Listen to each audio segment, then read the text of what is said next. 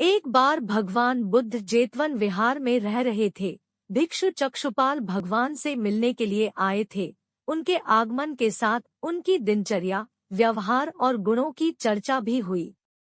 भिक्षु चक्षुपाल अंधे थे। एक दिन विहार के कुछ भिक्षुओं ने कुछ मरे हुए कीड़ों को चक्षुपाल की कुटी के बाहर पाया और उन्होंने चक्षुपाल की निंदा करनी शुरू कर दी कि उन्होंने इन जीवित प्राणियों की हत्या की।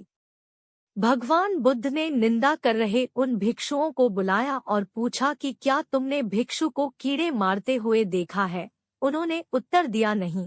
इस पर भगवान बुद्ध ने उन साधकों से कहा कि जैसे तुमने उन्हें कीड़ों को मारते हुए नहीं देखा, वैसे ही चक्षुपाल ने भी उन्हें मरते हुए नहीं देखा और उन्होंने कीड़ों को जानबूझकर नहीं मारा है, इसलिए उनकी भर्त्सना करना उचित नहीं है। भिक्षुओं ने इसके बाद पूछा कि चक्षुपाल अंधे क्यों हैं? उन्होंने इस जन्म में अथवा पिछले जन्म में क्या पाप किए?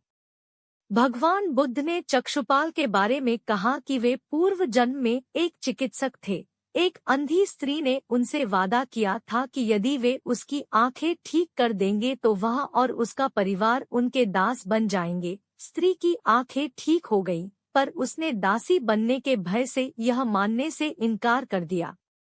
चिकित्सक को तो पता था कि उस स्त्री की आंखें ठीक हो गई है, वह झूठ बोल रही है। उसे सबक सिखाने के लिए या बदला लेने के लिए चक्षुपाल ने दूसरी दवा दी। उस दवा से महिला फिर अंधी हो गई। वह कितना ही रोई पीटी, लेकिन चक्षुपाल जरा भी नहीं पसीजा। इस पाप के फलस्वरूप अगले जन्म में चिकित्सक को अंधा बनना पड़ा।